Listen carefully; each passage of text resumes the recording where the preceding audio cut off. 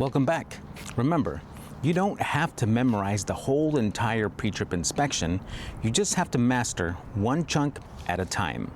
By the end of this video, I'm also going to show you a simple movie memory that will help you remember everything that we covered.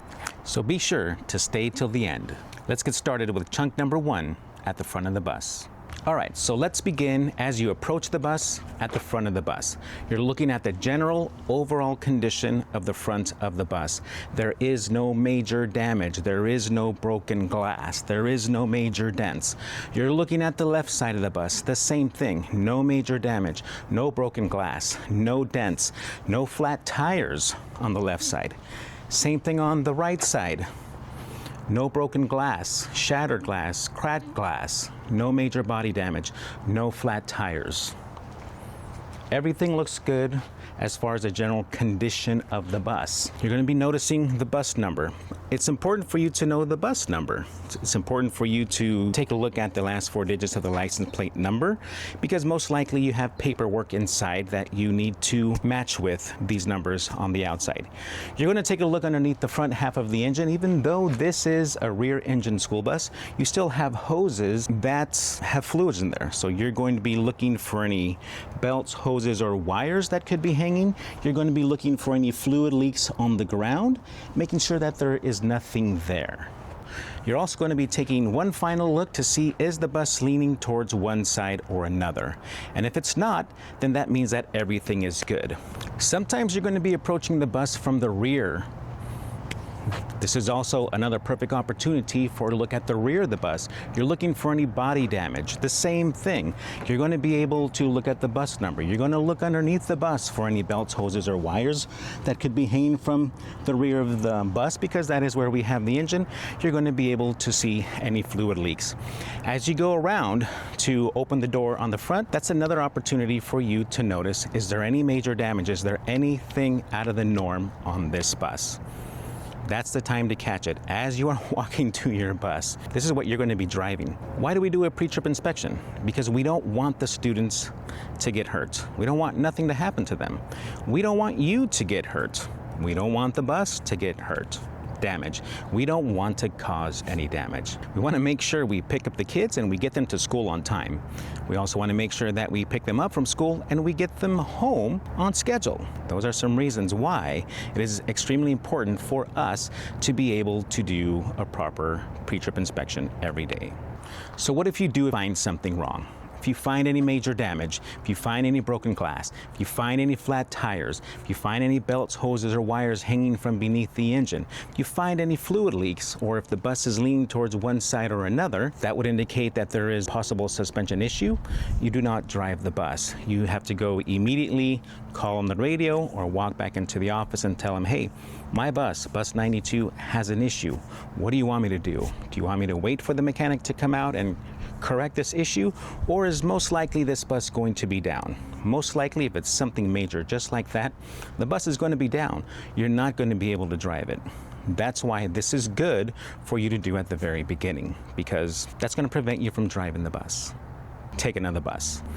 No major damage, no broken suspension, no leaks. Those 3 things you're not going to be able to repair right away. That is chunk number 1. Okay, so it's time for our memory movie. Here we go. This is titled The Injured Bus. Imagine arriving at the bus yard early in the morning. You see your bus standing alone. As you walk toward it, the bus looks like it has been in a fight.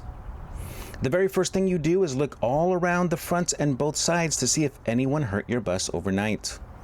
You don't see any dents, broken glass, missing mirrors, or damage, so your bus looks healthy. Then the bus says, before you leave, make sure you got the right bus. You look at the bus number and smile, and the bus continues. Now check my ID. You look at the last 4 numbers of the license plate to make sure it matches your paperwork. Suddenly the bus whispers, something fell underneath me. You're expecting to find a snake. Instead, you see that there are no belts, hoses, or wires hanging. Then you notice a puddle on the ground. Your heart skips a beat. You look a little bit closer. Luckily, it's only water from the morning dew. There's no oil, no coolant, no fuel, no power steering, no transmission fluid or other leaks on the ground. Just as you are about to leave, the bus says, "One last thing."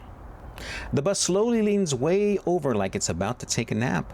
You laugh because the real bus is standing perfectly straight. You know that if it were leaning, it could mean a suspension problem or a flat tire. So you remember that a healthy bus stands tall. So what are the mental pictures?